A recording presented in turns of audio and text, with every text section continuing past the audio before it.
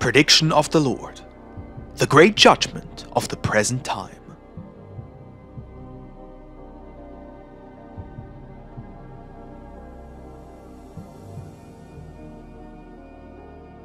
The Lord.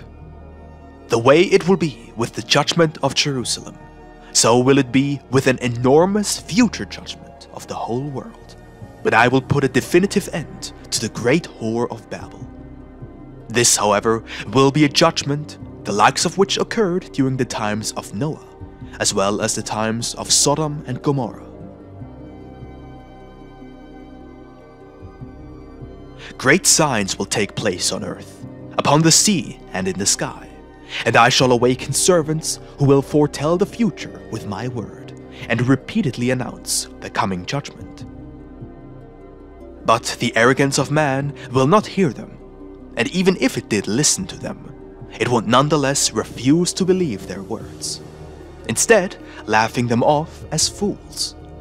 But exactly this will be a sure sign that the great judgment will certainly come about, and by the fire will it consume all practitioners of evil.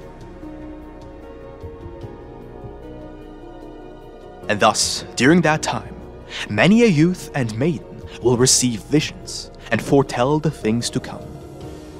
Blessed are they who will better themselves thereby, and truly repent. This, however, will be easily recognizable, just as one would realize from a fig tree that spring is near, when its shoots become juicy and start to break open. Large, isolated wars will emerge among nations, and one people will rise against another. There will be inflation, as well as pestilence and illnesses of all kinds, the likes of which man has never seen before. Mighty earthquakes will precede the end, to allow the people to admonish themselves, bringing forth atonement and actions motivated by love. Blessed are those who will act accordingly. However, many will not repent, instead ascribing all these things to the blind forces of nature, and the prophets will be scolded swindlers. Many of them will be thrown into the dungeon for the sake of my name, and under severe threats of punishment, they will be prohibited from speaking in my name and announcing the coming judgment. Those who refuse to do the will of the great whore of Babel will be in big trouble. But all this must precede the judgment, about 700 years, so that, in the end, nobody may say that he was not warned sufficiently. From now on, it will be roughly 2,000 years, until the great judgment will take hold of the earth, and this will be both the youngest, as well as the last judgment on this earth. Only after that will it be paradise on this earth, when both lamb and wolf will peacefully live together in a single stable, and they will eat from the same bucket. However, close to the judgment, the sign of the Son of Man will be seen in the heavens as well, meaning the heaven within man will recognize me as the sole Lord of both heaven and earth, and man's soul will praise me. But this is still not the perfection of man.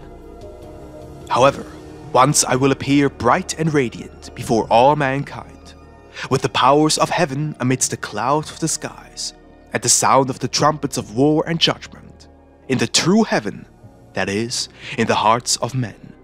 That is when the judgment of the world will have arrived.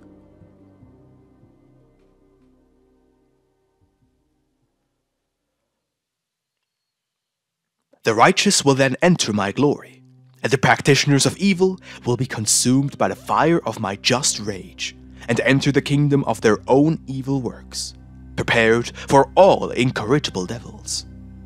For he who has chosen hell of his own volition may thus be cursed in it as well, it being cursed in and of itself. Just as the good remains good forever, so too does evil forever remain evil, in itself, of itself. It will be the eternally judged foundation, forever serving me as a footstool. However, I myself, out of my primordial divine character, will not judge anybody. That will be carried out by my word I have spoken to you.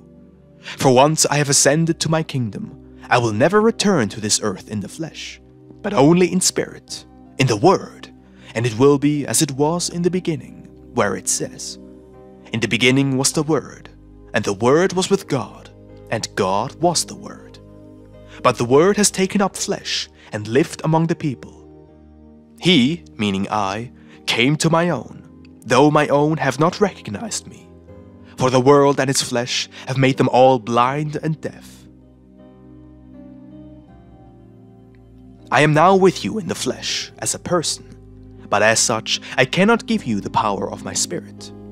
However, later down the line, when I will no longer be among you in the flesh, but in spirit, that is when I will be able to provide you with all the strength and power of my Spirit, which, of course, I am since eternity. In spirit and power I will remain with you until the end of time, for which this earth will continue to exist, until it has matured the last of the judged spirits. However, at that point will the cradle of the children of God, together with this earth, forever extinguish. From then on will everything be judged spiritually.